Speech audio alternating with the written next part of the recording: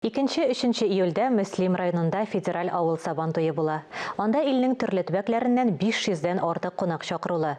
Татарстан радиосының иртәнге турыдан-тур эфиры халкыбызның күркәм бәйрәменә багышланды. Бөтен дөнья татар конгрессы башкарма комитеты рәисе урынбасары Илгиз Халиков быелгы сабан туйларының үзенчәлекләре, милли традицияләрне яңарту үрнәкләре, шулай ук халык санын алуга әзерлек турында сөйләде. Әңгәмә туган телләр елында халыкны милли традицияләрдә тәрбияләү, күренекле даталарны билгеләп үтү, атаклы шәхесләрне искә алу чараларына багышланды. Без дә студия кунагына берничә сорау белән мөрәҗәгать иттек. Илгиз Илдарович, хәерле иртә. Пандемияга бәйле чикләү шартларында быел гомумән сабан туйлары ничегрәк узды? Әлбәттә, дөрес әйтәсез, пандемия мәсьәләсе ул барлык өлкәләрдә эз калдырды һәм мәдәният өлкәсе, бигрәк тә менә шул сабан туй милли бәйрәмебезне уздыру шулай ук үзенең изен калдырды. Аллага шөкер, безнең каты чикләүләр юк. Шулай да шуңа карамастан Роспотребнадзор тарафыннан безнең таләпләр бар, бурычлар куелган ничек уздыру буенча. Шуңа күрә менә шушы таләпләрдән чыгып, безнең чараларыбыз Аллага шөкер уздырыла. Әмма без иң беренче чиратта инде төп игътибарны бирәбез һәр кешенең, һәр катнашчының сәламәтлек мәсьәләсенә.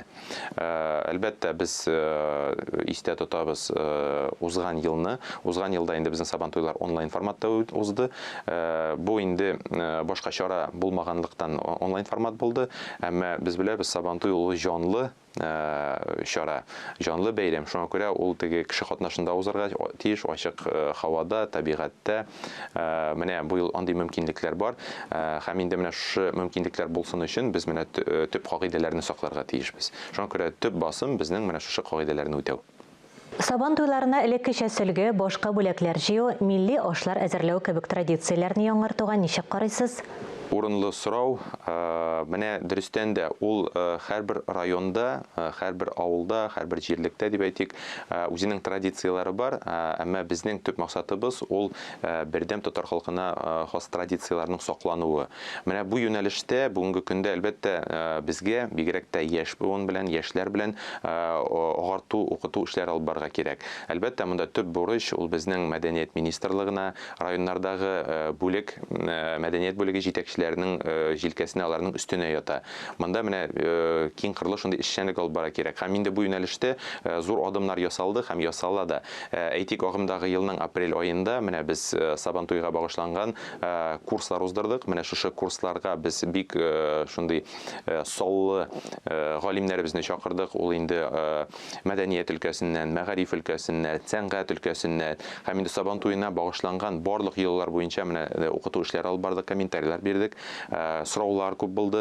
Менә аның теоретик ягын без өйрәндек. Һәм без инде көтәбез инде менә шуның гамәли үтәлешен авылларда. Менә сөлге җыю булсынмы ул.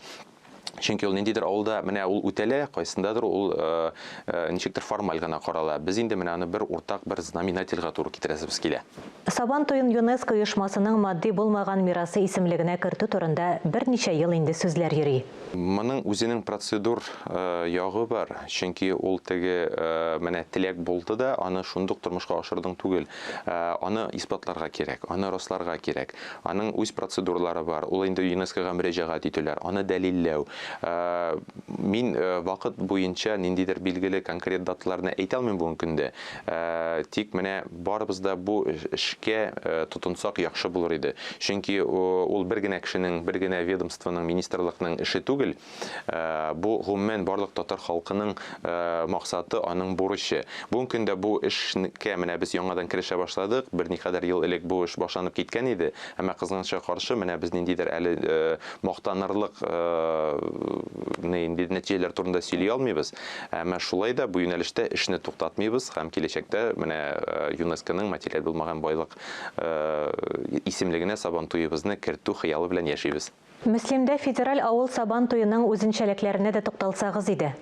Үзенчәлек дигәндә инде ул төп басым безнең менә үрнәк, татар сабантуйы, татар халкының сабантуйы ничек булуга.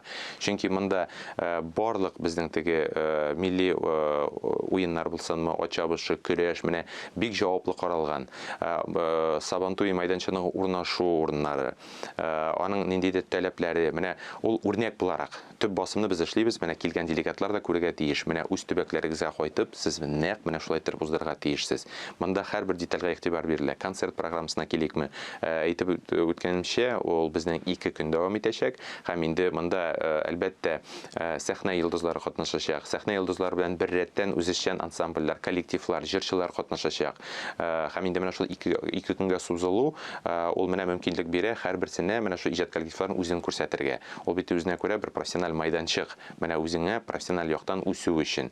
Һәм инде максат дигәннән, әлбәттә, менә үзебезнең милли традицияларыбызны яшь буынга җиткерү. Әңгәмәгез өчен зур рәхмәт. Сез Бөтендөнья татар конгрессы башкарма комитеты рәисе урынбасары Илгиз Халиков белән әңгәмә карадыгыз.